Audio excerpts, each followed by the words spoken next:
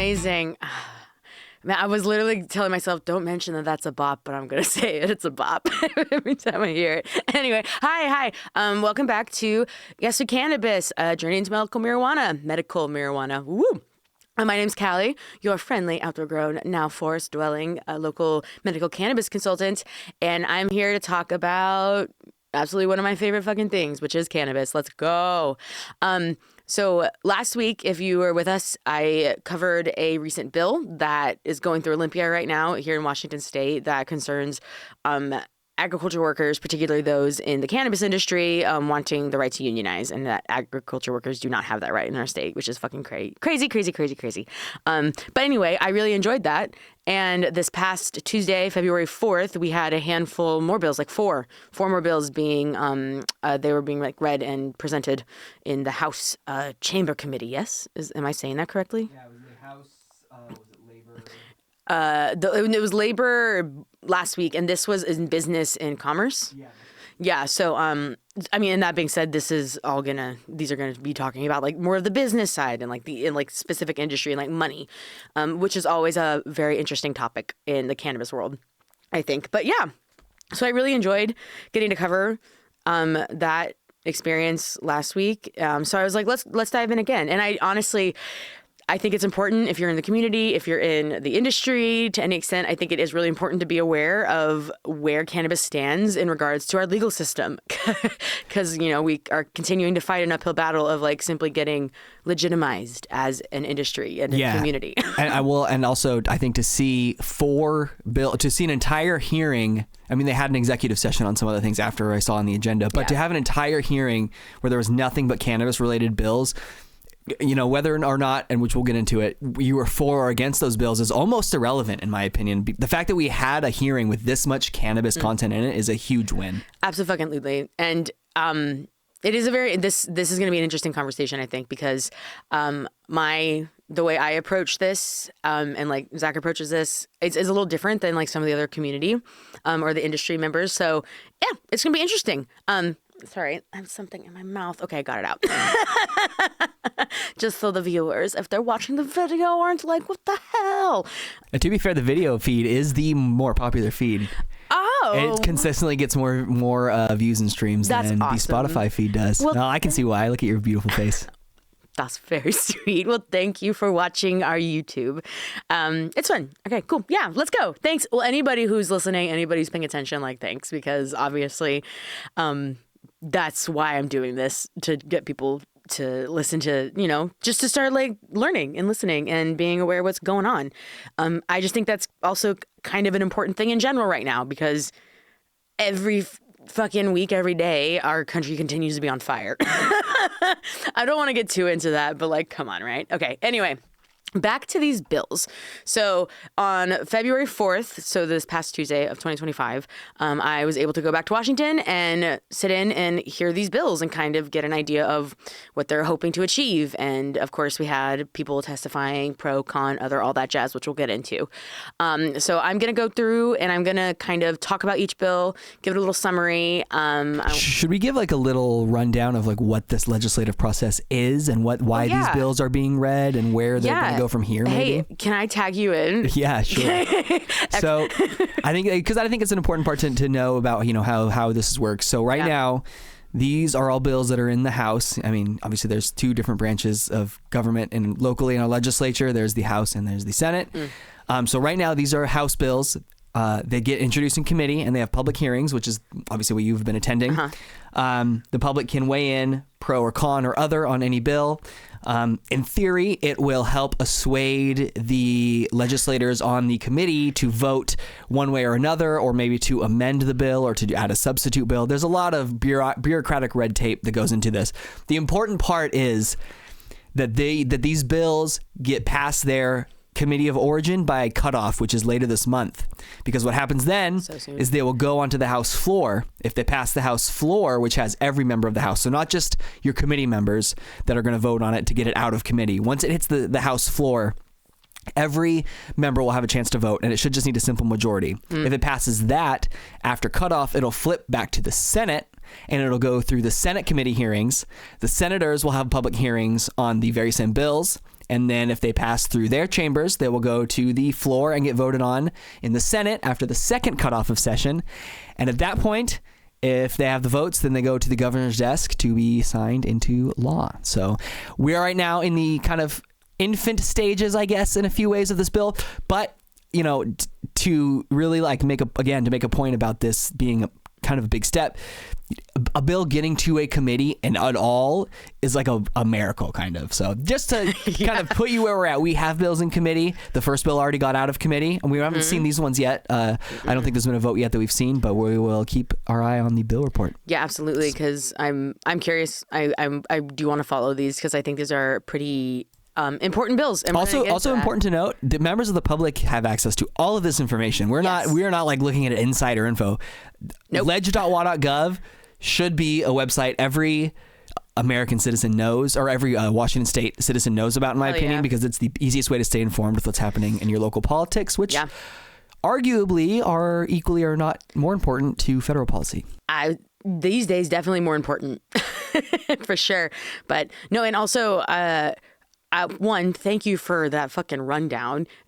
Two, to give people a little bit of context, Zach worked at the Capitol for a little bit, so he has like a very good understanding of how this works. I'm grateful that you do, because I am like continuing. I learn from you every day, especially in regards to this stuff, which I fucking love. So thank you.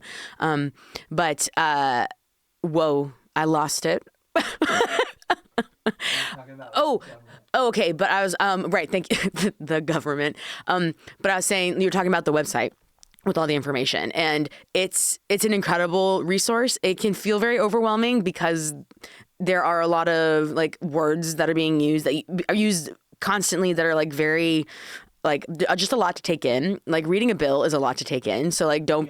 Oftentimes they're written like they're in like 1600 Shakespearean language half the time, so it's really hard to parse what they're even trying to say. But that's what bill reports are for. Exactly. And so a lot of what we're going to be talking about, I pulled from the bill report, which is incredible people like basically take the bill and help summarize it to help us like honestly get it back into layman terms so we can discuss it. So anyway, let's dive in. So the first bill that we are going to talk about, is House Bill 1346. So this bill concerns the removing of certain cannabis industry barriers. So I'm going to give a little bit of I'm going to read what the House Bill summary says so we have an idea. So this bill authorizes out-of-state ownership of licensed cannabis businesses. So it modifies requirements about who must qualify and be named on a cannabis license so that generally a natural person holding an ownership interest of 10% or less of the entity is not required to qualify for or be named on the license, subject to requirements. So that is the like general summary of that. I pulled some. Oh, just kidding. We got to keep reading. There's a few more. So, and also these bills are very interesting because a lot of them are going to pertain like multiple parts that, I think it's important to just recognize that like there can be so many different things in bills that they're looking to pass, and so many different little like pieces of legislation that they want to get moved. So I think it's important to know like this is like a very chunky bill. All right. It also authorizes the Liquor and Cannabis Board, the LCB, to impose additional licensing fees to recover costs incurred from investigating a non-resident required to be investigated. It requires the LCB to suspend the license of a cannabis producer if no activity was recorded on the license during a recent period of time, and it requires the LCB to reissue the license if certain conditions are met. Okay, so that is the summary. And I think it's important. For this one, I'm going to quote some from the actual bill. So I'm going to read a couple things because I think it's going to help us understand this bill a little bit more.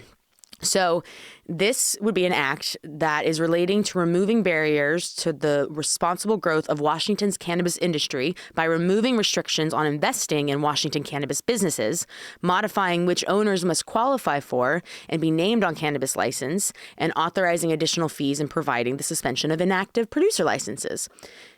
It also, there's a restriction basically, and talking about how only people in Washington, like Washington residents, can basically own a cannabis business. That's what they're saying. Like, that's what we have in place right now. This act would also basically lift those restrictions. And they say that the restriction right now prevents cannabis businesses from accessing the standard tools needed for growth and innovation. While current regulations permit lending and financing, direct investment, such as angel investments, venture capital, and equity investment, is a critical mechanism for businesses across all industries to expand, particularly for those lacking personal wealth. Without access to these resources, small businesses are left at a distinct disadvantage compared to larger, well-funded ventures and competitors in other states. And as I just said before, it would also suspend any current inactive licenses that have remained inactive for a long amount of time. So, I'm going to keep mentioning. So this is sponsored by Representative Hackney, Waters, Reeves, Wallen, Springer, and Hill. And this bill had 7 people testify in favor and 1 person noted. 16 people testified in opposition, and 67 people noted their opposition. And then we had 2 people testifying other for this bill. Okay, so my goal is to read each bill and then have a little bit of discussion because I know it's a lot to take in. So ultimately, this bill is going to allow other state or anybody that's like people that are not in Washington to help invest in Washington's cannabis industry. I know that there are other states. I believe California is one, Arizona. I know some other states where we have the cannabis industry where it's legal and stuff. They allow for this. And because of it, this bill is saying basically like, if you do not allow outside investments to like happen and certain kind of investments, like there cannot be like consistent growth within the industry. And they're basically saying other states have done this, and if they have done it and it's been okay, because one of the reasons they closed it here in Washington to make it only Washington residents was because of the fact that it is not federally legalized. Like it's a way to protect the industry ultimately, I think. But this is basically saying other states have opened it and they're okay, so we should do it too. Okay. So this bill is interesting because not only is a big chunk of it about like allowing outside investments and recognize like and allowing and changing who is allowed to like open a cannabis shop or like get a license.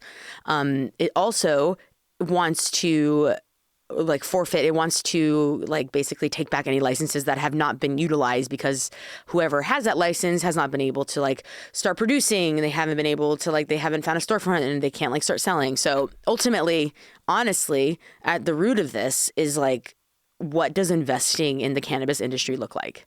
And how can we help it ultimately? Or like, that's where they're coming from.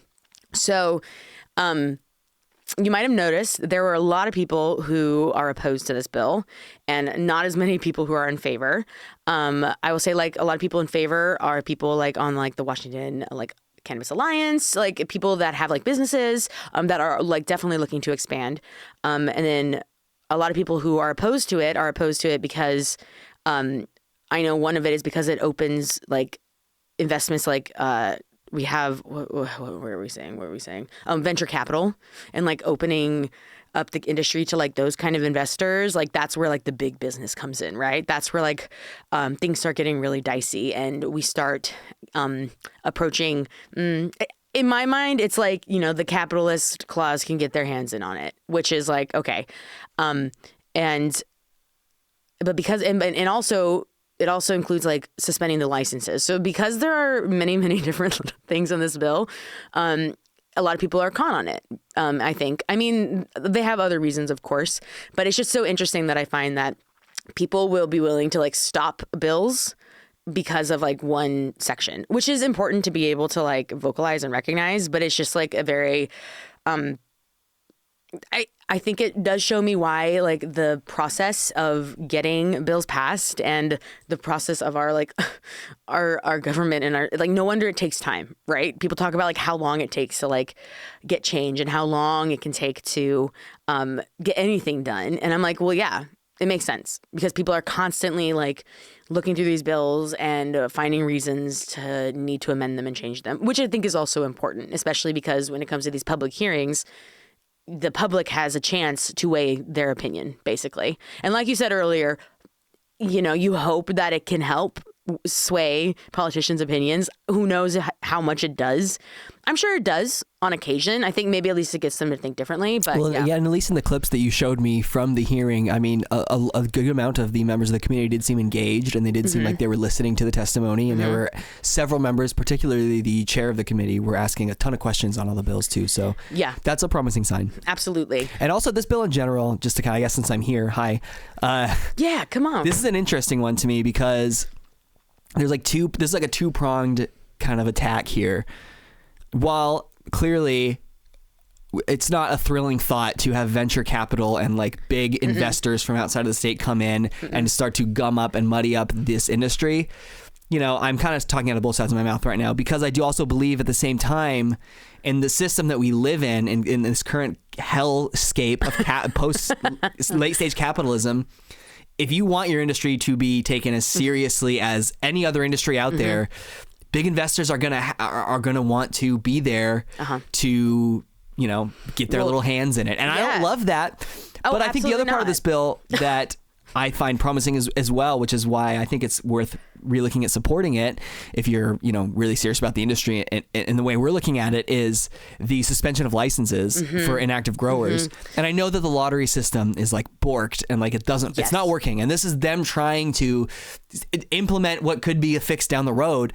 Yeah. And I can also acknowledge that, hey, if you get to the point where you win this lottery and you're not ready to grow and you have, say, is there a timeline on it? Like, what did you mention? I believe it's like, I need to look it up. I think there's like maybe 5 years. 5 years is kind of what I was thinking. Yeah, but like I'd rather. Like, so I can understand why if you did get a grower's license finally after putting into the lottery for all these years, and you don't have the resources you need to do it, you know, I can understand why that'd be you know a bummer. But at the same time, you know, shit or get off the pot, right? Yeah, and kind of I'm gonna tag in on this because I share Zach's like feelings ultimately, like, and I can see both sides of this as well. I think that we know that there's a clear like systematic issue when it comes to like racism and when it comes to equity in the cannabis industry and just like in that world in general, because like very specific groups have been targeted as like the war on drugs is just like the perfect example as like that is a systematic issue that is embedded in this community, right? So I absolutely understand why we can see this like targeting specific communities that still haven't had the ability to like get to be honestly to take advantage of the fact that we do have an industry that is incredibly successful. And you know, it's like, yeah, if the equity has not been there, equity's not been there, and we do need to talk about that. But I also, and we've talked a lot about this, and I'm glad that we're getting a chance to talk about it now as well. One of the things that our industry faces is truly just like being legitimized, like I mentioned earlier, just being like getting a plant, cannabis, this plant legalized across the country is still like, we're still working on doing that. So we're still working on just like simply legitimizing the plant as something that we can legally have access to. And also like in regards to like wanting to legitimize it as a, I come from like the medical world where I'm like, this is a medicine. And I truly believe that it deserves to be on the front lines when we're talking like preventative care for so many things.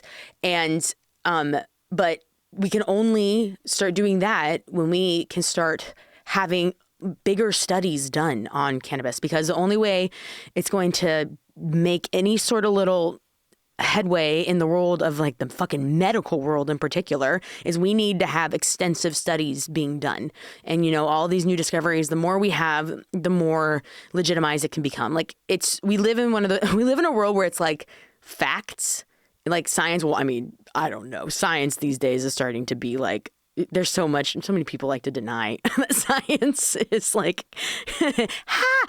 we don't need to get into that right now. But for the most part, you know, if something, it has like the scientific research, which cannabis is going to need to have to become a medically, I think, you know, legitimized thing. You do need access to money.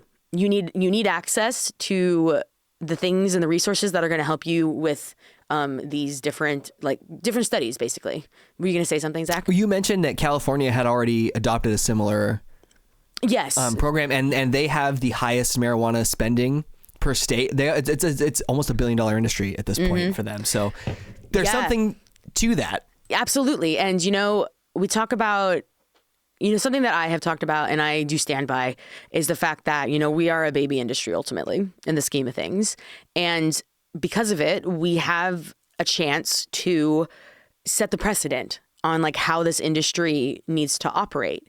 And part of that includes fighting the current structures that at play, because we talk about capitalism, we talk about these venture capital and all these investors, they're big fucking bads, and they're looking to monopolize industries, and they want to get their hands on the cannabis industry because of how successful it already has been and it is going to continue to be. And so I understand that from a moral and a social and more of just a trying to we want to change the precedent. We really want to make sure that we not have control as much, but the narrative. We want to be able to have a sense of understanding the narrative and changing the narrative around it, and making sure that there is equity in this industry and making sure that people are treated well in this industry and legitimizing it. So that is such an important conversation. It's so important. But I also know that nonetheless, we have to operate in our the system that is at play, that exists. We have to operate within it, because the only way we are actually going to find ways to change the system is to be you have to be in the game to change the game. You know what I mean?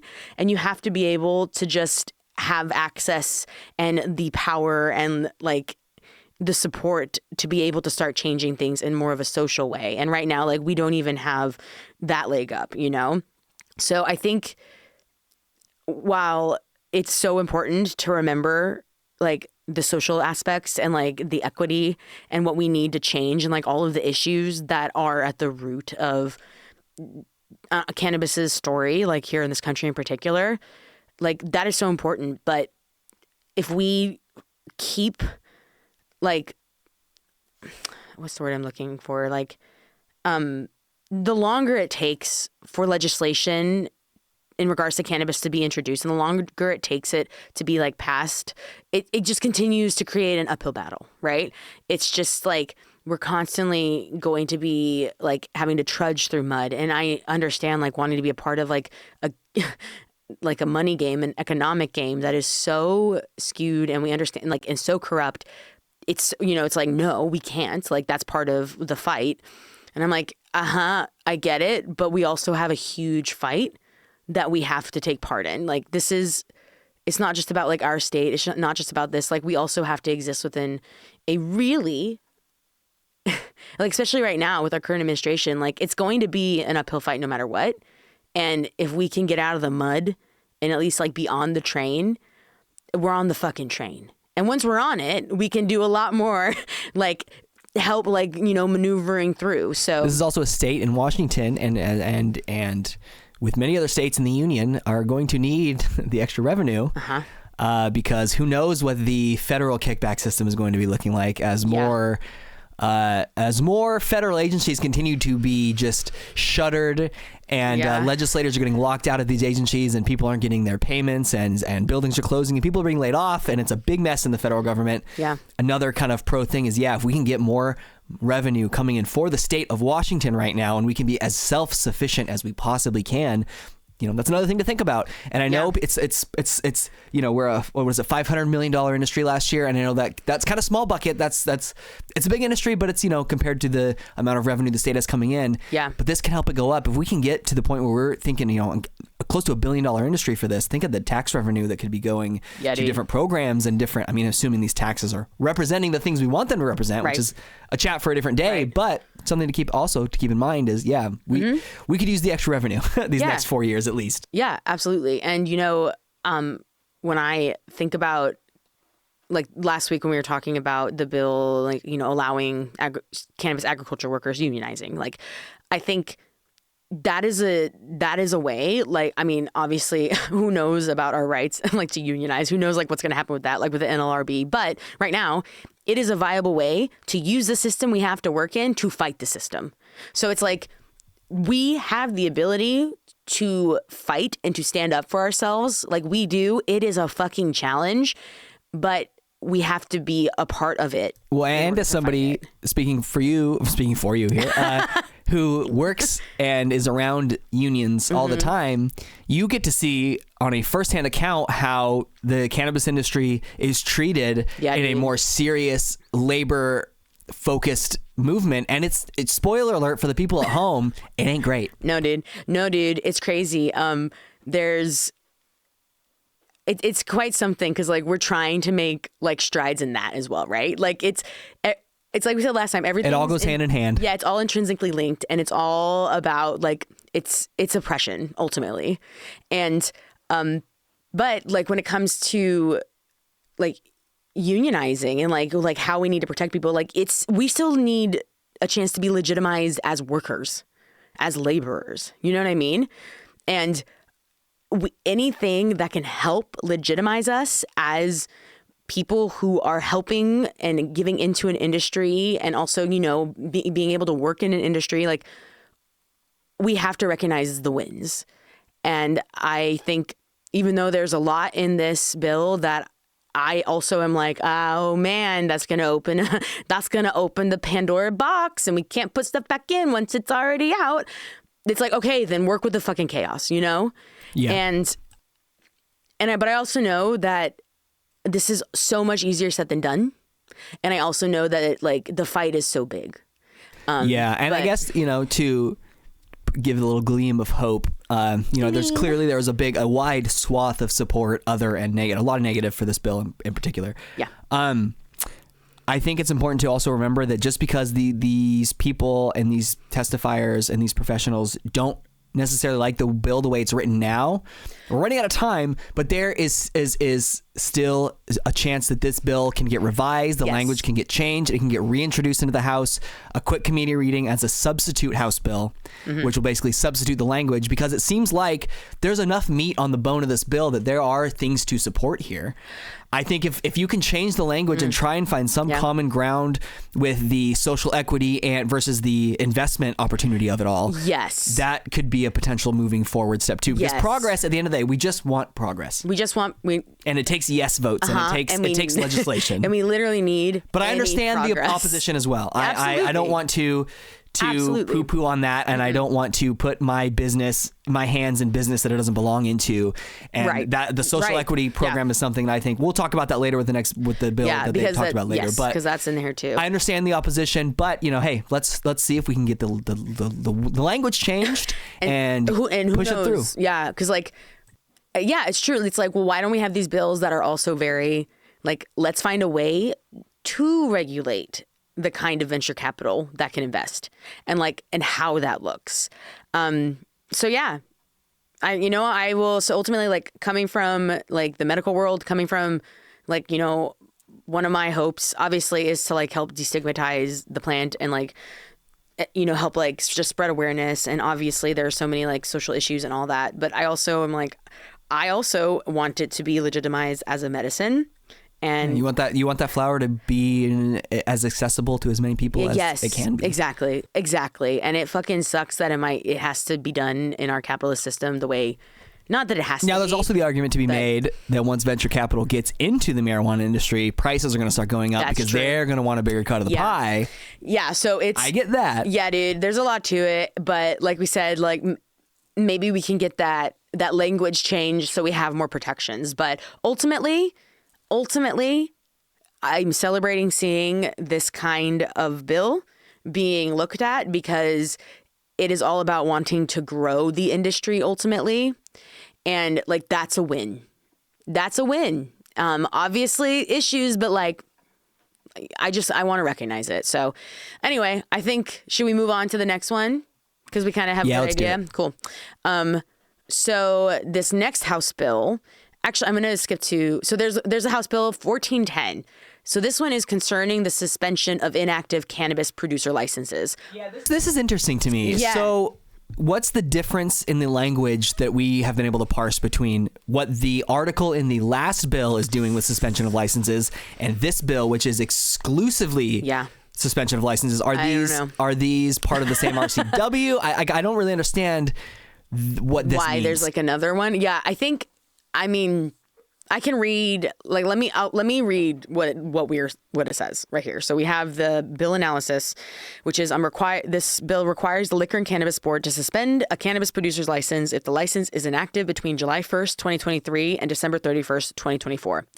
And then coming directly from the bill, it says this legislator finds that a well-balanced regulatory structure for the cannabis industry fosters economic growth while preserving Washington's high regulatory standards. This framework is essential for maintaining a vibrant and sustainable cannabis marketplace that serves all Washingtonians. However, oversupply issues have arisen from the issuance of excessive cannabis producer licenses, creating uncertainty in the market. Suspending inactive cannabis producer licenses until an interstate or federal cannabis marketplace is established will address this challenge and promote stability.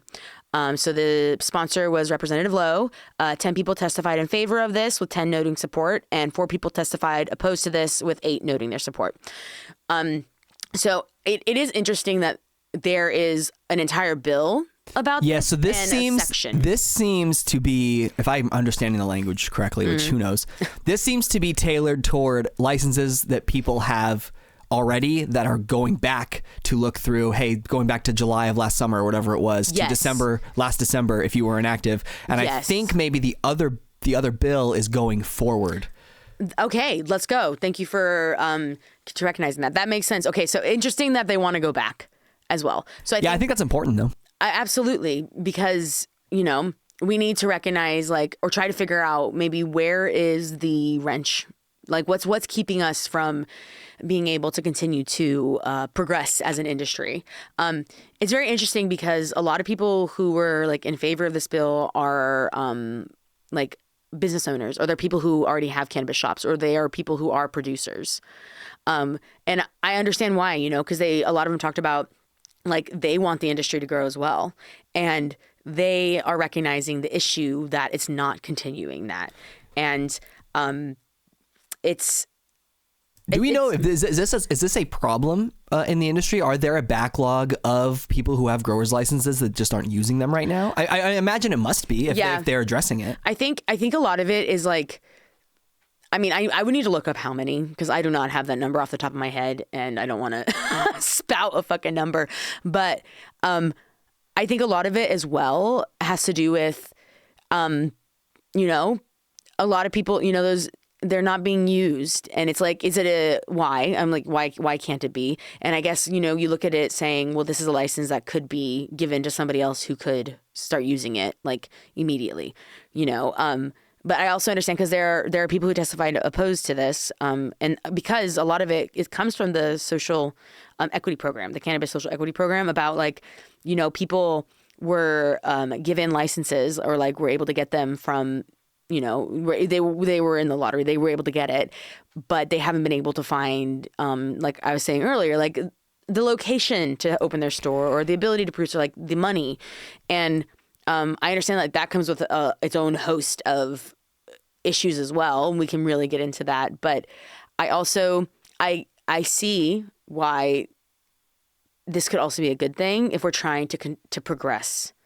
the industry. I mean, it makes me think as well that we're recognizing there's a problem somewhere, and it almost feels like we're where is it? And this is a chance. This is they're well, this must be it. Because very clearly, like we said earlier, the lottery system in this state for growers' licenses, it doesn't work. No. Because people must be parking on these licenses. Is there, maybe there's a way to exclude, if people got their licenses with the help of the social equity program, maybe those people are exempt from this ruling. Totally. That, there we go. Look, let's add that.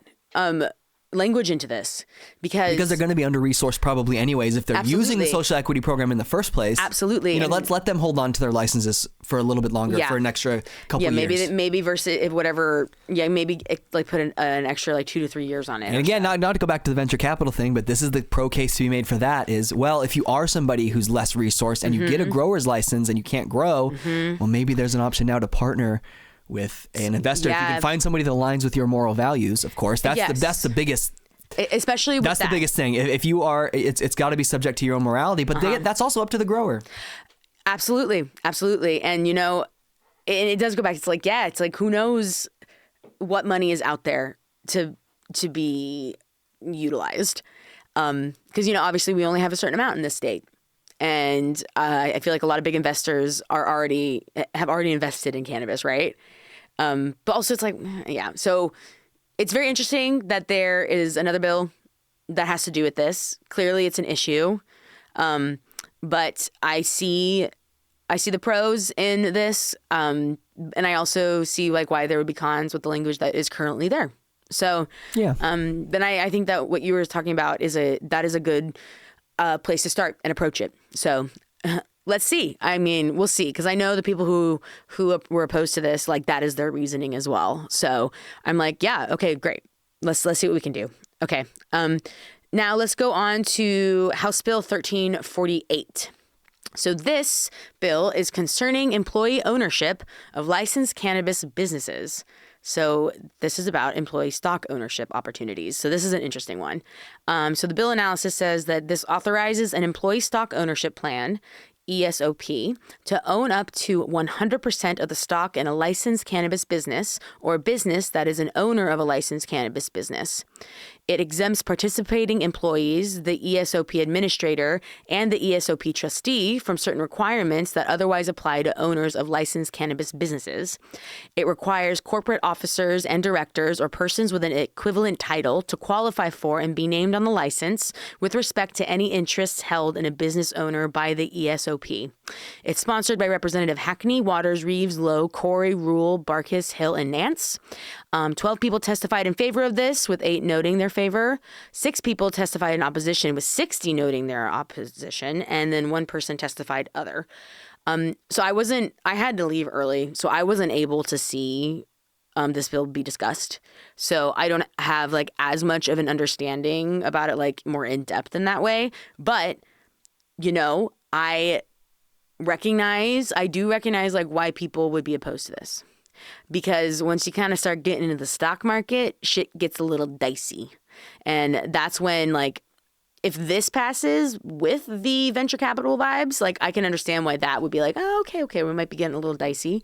But again, it goes back to the legitimizing of the industry in our current, like, system and in, like, as an industry that creates profit and generates profit, because like unfortunately stocks are like a huge part of our economic industry, right? Like they're very important to they have been deemed important, right? But a lot of like big companies and there's just a lot of money in that world. Would this be on like do you know if this would be on the state's stock market?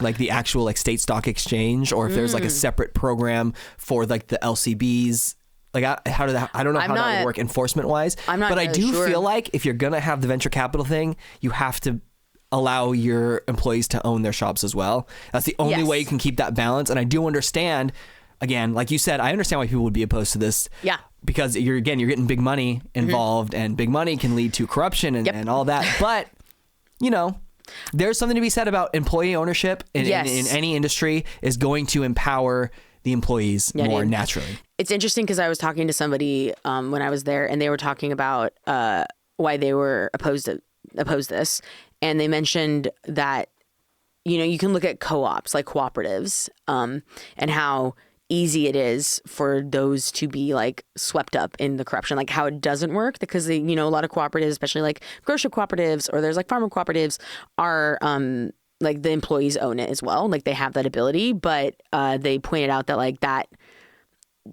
creates like an imbalance because of how it can operate as well. So it was just I just wanted to bring that up because maybe it's an easier way to kind of understand like what this would look like. But I do think if we can find like wording, or if we can find ways to make sure that there is like a checks and balance like in place, especially when it comes to like employees being able to own stock, I can see it being a good thing as well, because like it is you wanting to invest in your business or in the business that you work for. So I do think it's important that like the employees are given a sense of ownership, like you said, and like the opportunity to be a part of it. But I know why it's also a slippery slope. And again, like it's one of the things, like you gotta be in the game to change the game. And you gotta figure out a way to use the systems that we have in place to use them to benefit the industry. You know what I mean?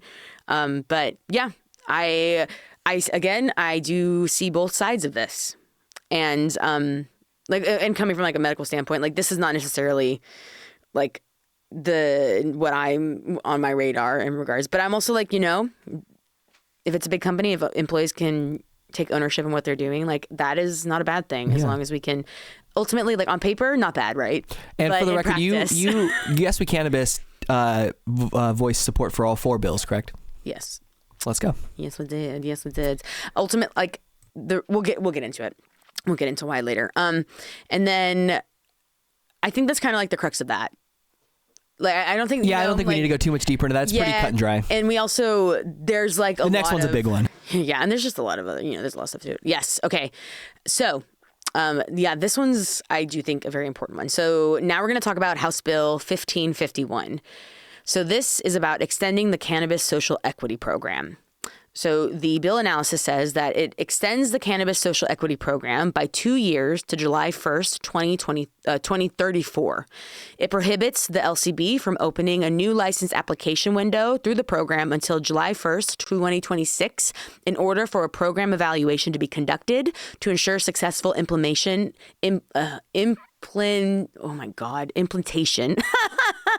Sorry, y'all. I have dyslexia. Implementation. Thanks. My brain. Okay. Of the program. It specifies details of the program evaluation to be conducted by the LCB in consultation with the Department of Commerce. It requires a report to the legislature and the governor December 1st, 2025, with findings and policy options.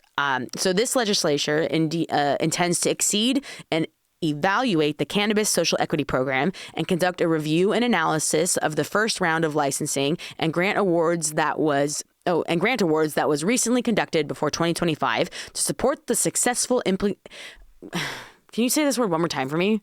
Implementation of the Cannabis Social Equity Program. My brain works in a very specific way. And sometimes, you come up against it and you're like, nope. Your brain's like, we are freaking out about that. Okay.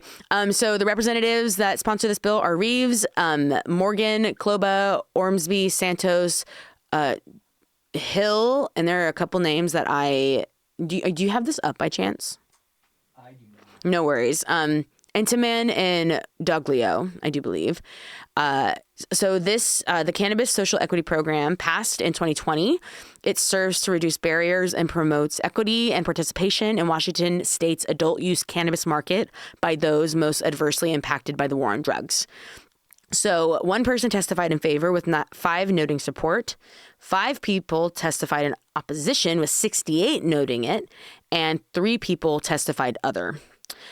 So I was there for this one, and I know, so a huge, like the crux of the reasons there's a lot of people that noted their opposition and like other is because they don't think the language in the bill is specific enough. They think it's a little too broad, in general about like the time frame and like what the investigation will like look like and like how it's going to like have those checks and balances when it comes to like the social equity and of it all. So I absolutely understand why people are opposed to this, but ultimately, like this is a good thing. It's like, no matter what. Yes, no matter what. Like, unless it gets like rampantly abused. Yes. Which is always a possibility with government, but this seems to be coming from a place of genuine, let's expand this. Yeah. And let's see if it's working. Yeah. Yeah. So I think it's a good idea. It's important to want to continue this program. I think I like that at the heart of it, they want to be able to evaluate the program to see like what does and does not work, especially when it comes to that social equity, and they want to make sure that the checks and balances are there. They want to make sure that like the people that there is like equity within it ultimately. So I also am, I am in favor of this. I do also, but I understand like wanting more specific details. It could be a good first step. Yeah, a good first step. And also Representative Reeves is great. And I know like all the sponsors on this are very open to listening, and they're very understanding, and they're like, okay, so the reaction was good. This is one I would not be surprised to see a substitute bill come up for sooner rather than later. Yeah, 100%. So, but I think it is important though that this social equity program continues, because like that is part of this fight that can focus a bit more on like the aspect, the things that we want to be able to change like now. Mm-hmm. Especially because I think a part of this that's important is it seems like they are going to be attempting to refresh the lottery system a little bit, right? Like they are going to be purging some old licenses that haven't been being used. And if you expand the social equity program, that just gives more opportunities for more licenses to go to different people. Absolutely. Absolutely. So like, at the end of the day, if we want to be an industry that continues to grow, and we want to be a part of that, and in order to do that, we need people with licenses to be able to open shops and produce and to legitimately grow. So I understand why taking licenses away from people can be tricky, but I also think it is important to like continue moving forward on this. Like the more we stall and the more time that it takes to get these things legitimized, the harder it's going to be. Yeah. Cannabis in this state has been legal since 2012 now. So 13, 14 years going on of having this industry be legalized. And you can see that there's just now like fundamental building blocks of legislation getting put in place to legitimize it. And like you said, I think progress is the most important thing right now for the industry.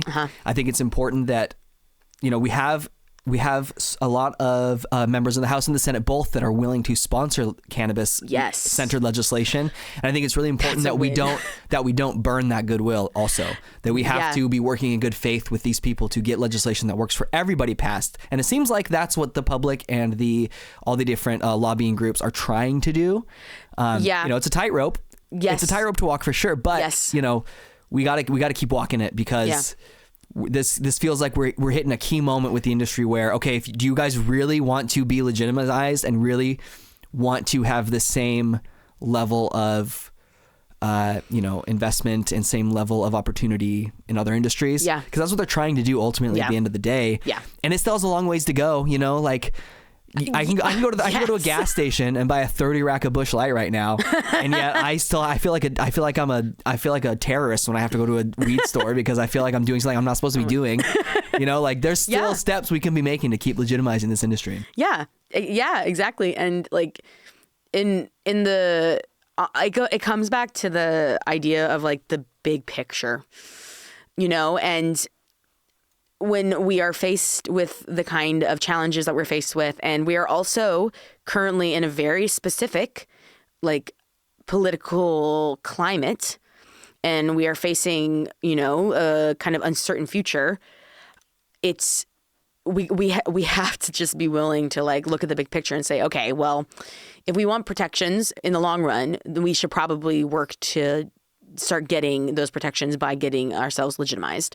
I also wonder how much of this new push for legislation coming this session is due to the reclassification that the Biden administration gave. I guarantee mid last year. I truly believe that there's probably a big push because of that. Especially when it comes to that first bill we were talking about with allowing outside like investors like outside of Washington state. I think because they talked about like one of the reasons Washington wasn't a part of that was because it was not federally legalized, you know, and it was more of like a way to protect the people in Washington state. But because it was descheduled, like because of that, and because it is no longer considered like the same kind of thing as heroin, yeah, I think that's absolutely what's happening. Because I think people recognize that the snowball is starting to move, and as the industries continue to grow, and as we continue to move forward with the current system that we have, like it's just there's an inevitable outcome, right?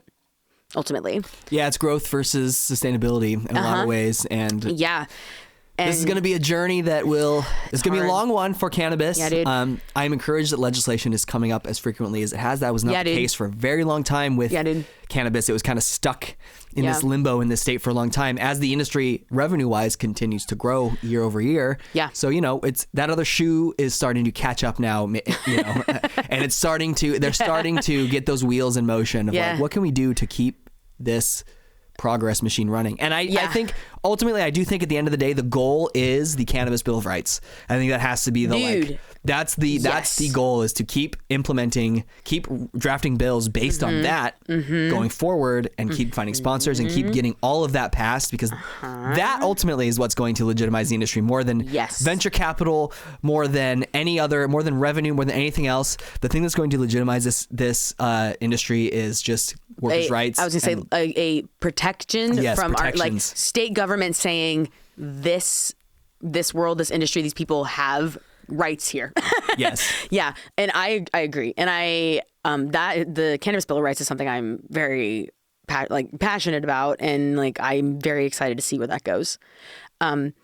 You know, hopefully we don't get too stonewalled now. To be clear, none of this from this hearing was part of the Cannabis Bill of Rights. No. But the last hearing you went to with the unionization of the cannabis agriculture workers, that was part of the Cannabis Bill of Rights, correct? Yes, because definitely also because the Cannabis Bill of Rights is something that has been drafted by UFCW 3000, which is a union that I currently work for, and that I am a part of, and where I came from the cannabis world. So that's like something that they have been working on. So I just kind of wanted to like mention that. But yeah, the union workers' rights is like a huge part of it. Human rights in general, it's just like a huge part of it. But like that's because this is human rights, right? Like we are fighting for human rights because everything that like unions fight for, everything that like this kind of, you know, progressive legislation ultimately is trying to fight for is like the right of people to work within industries, to work within like environments that have to do with this. And like protecting the rights of just being like, you can legally do that. Ultimately, it's like legally we're allowed to do this, and you are legally allowed to be protected.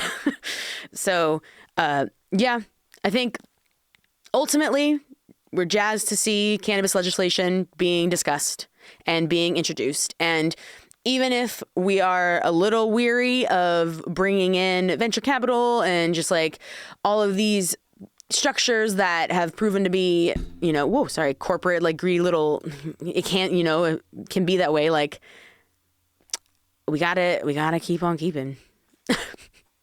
We gotta keep on keeping for progress's sake. Like you said, for the rights of the people. You know, to take care of their bodies and to do whatever they want. Yeah, and again, you know, so yeah, I'll come back to say like we noted support of a lot of this, ultimately because of the fact that we just like recognize that it is important to have legitimization. Like that is ultimately like what we need right now. And coming from a medical standpoint, you know, I'm like, I want to see it accessible to people.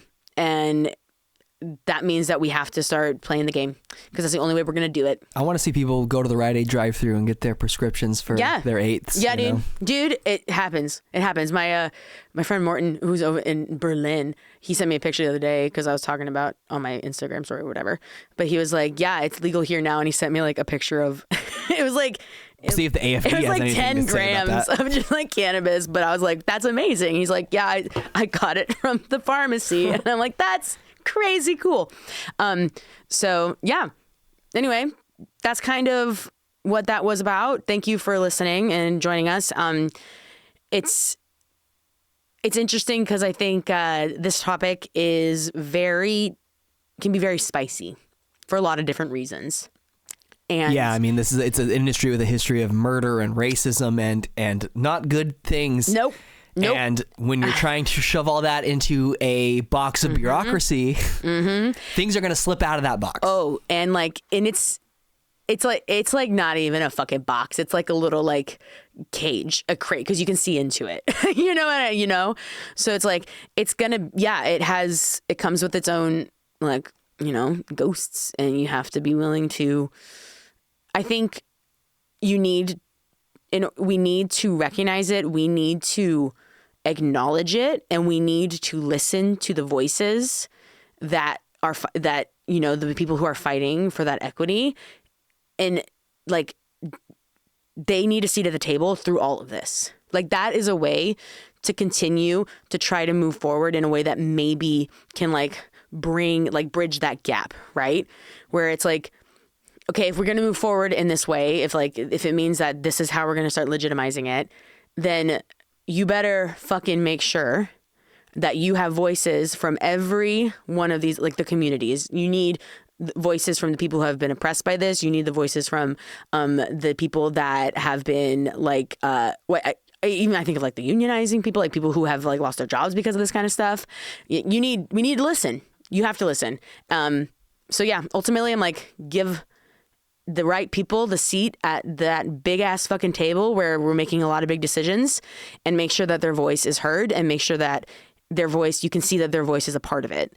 But also while also recognizing that like we will continue progressing, but why it's good to have at least but we'll be listening, Does that make sense? Yeah, I think so. I think that, if they just keep including the people that they know have been historically the most oppressed and the most punished because of this, then I think, at the forefront. Listening is going to go a long ways. Yep. Yes. Listening and utilizing the information. If it's new information to you, take it in and implement it into your decision making. Utilize it, critically think about it, and then say, okay, well, based on this, perhaps this is how we should approach this. Right. It's, and I think one of the things that is incredibly frustrating from again, I'm not speaking for anybody, but I can recognize from the oppression side or the oppressed side, the fact that they have not been listened to for so fucking long. And, they feel like they are continuing to not be listened to, the way that things are progressing. And I think that's why we start getting, it does get spicy, because it's you have to be willing to at least acknowledge it. Be willing to at least start that conversation within this as well, and I'm curious to see how we progress. I'm excited as a medical person, just because I want people to have access to this, and I want us to just be recognized as a real group of people. And if nothing else right now, we know for a fact there's going to be one cannabis bill on the House floor, and there's potentially going to be 4 more of them. That's crazy. After they vote on these. That's it's amazing. They have a week or so to get these bills voted on or amended and then put into the whatever box they got to put it into to get it ready for cutoff. Yeah, dude. I hope that at least a couple of these bills maybe make it through. I'm not expecting all 4 of them to, nor do I necessarily think they should, even though we did voice our support for all 4. Mm-hmm. I understand, again, compromises are going to have to be made. I do hope we get to see a couple of these bills because, again, at the end of the day, they are going to bring progress to the industry. Absolutely. And also, I also want to point out, even though we might have noted a certain way, listening to testimony and understanding the fine print of stuff absolutely says, oh, well, maybe I need to think about that. Exactly. Yeah. Once you hear people's reasoning, it's so important to be, and this is just a life lesson. If anyone's out there and they need wisdom, listen to people and be willing to change your mind. Yes. Be movable, because you don't fucking know everything. People that think that they know everything and are those are the most immovable people. And I'm who the fuck are you to truly believe that your word is law, that you're like, nah, I am correct with everything I say. It's just, yeah, it's crazy. Especially when it comes to this, like, I'm like, fucking use your brain, think a little bit more, and then start acting with the idea that you put some thought into your feelings. Anyway, okay, so thanks for listening. If you're here still, appreciate it. This was fun.